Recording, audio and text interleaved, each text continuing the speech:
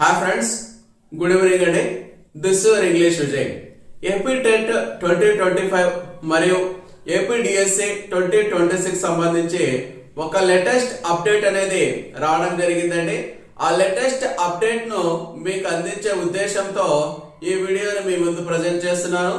మీరు first time మా channel చూస్తున్నట్టయితే ఖచ్చితంగా ఇంగ్లీష్ విజయ్ అనే మా యూట్యూబ్ ఛానల్ ను సబ్స్క్రైబ్ చేసుకోండి. అదే విధంగా ఈ వీడియోలో ఉన్నటువంటి ఇన్ఫర్మేషన్ మీకు ఉపయోగకరంగా అనిపిస్తే ఈ వీడియోను లైక్ చేయండి, హైప్ చేయండి. ఓకేనా ఫ్రెండ్స్, ఇక టెట్ మరియు డిఎస్సి అప్డేట్ విషయానికి వస్తే ఏపీ టెట్ 2025 నోటిఫికేషన్ ఏ తేదీన రిలీజ్ చేయాలి అని ఒక అభిప్రాయానికి రావడం జరిగిందండి ప్రభుత్వము. ఆ తేదీ ఏంటో నేను ఇప్పుడు మీకు తెలియజేస్తానండి. నవంబర్ 10వ తేదీన ఏపీ టెట్ 2025 నోటిఫికేషన్ ను రిలీజ్ చేస్తారని సమాచారం ఉందండి. కాబట్టి మిత్రులారా, నోటిఫికేషన్ కోసం ఎదురు చూడకుండా మీరు ప్రిపరేషన్ ను కొనసాగించండి, ప్రారంభించండి. ఇక ఏమాత్రం ఆలస్యం చేయొద్దండి, నిర్లక్ష్యం వహించకండి.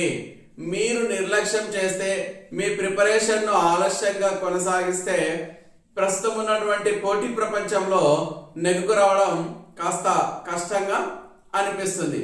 అదే విధంగా ఏపీ డిఎస్సి 2026 సంబంధించినటువంటి కూడా ఒక అప్డేట్ అనేది రావడం జరిగింది. నోటిఫికేషన్ ను ఏ తేదీన రిలీజ్ చేయాలి అనే విషయంలో కూడా అధికారులు, ప్రభుత్వము ఒక అభిప్రాయానికి రావడం జరిగిందండి. ప్రస్తుతం ఉన్నటువంటి సమాచారం ప్రకారం జనవరి 1వ తేదీ 2026 నోటిఫికేషన్, డిఎస్సి నోటిఫికేషన్ అనేది రిలీజ్ చేయబడుతుంది. కాలం అనేది చాలా తక్కువగా ఉందండి మీ ప్రిపరేషన్ ను కొనసాగించడానికి. ఇక నిర్లక్ష్యం లేకుండా మీకున్నటువంటి వ్యక్తిగత పనులన్నింటినీ పక్కన పెట్టేసి మీ ప్రిపరేషన్ ను సీరియస్ గా స్టార్ట్ చేయండి.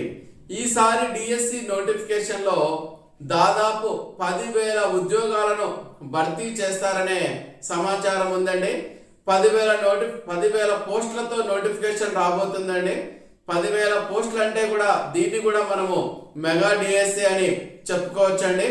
2024వ సంవత్సరము, 2025వ సంవత్సరము, 2026 ఏప్రిల్ వరకు ఏర్పడినటువంటి ఖాళీలన్నింటినీ కూడా ఈ ఏపీ డిఎస్సి 2026 లో భర్తీ చేస్తారు అనే సమాచారం ఉందండి.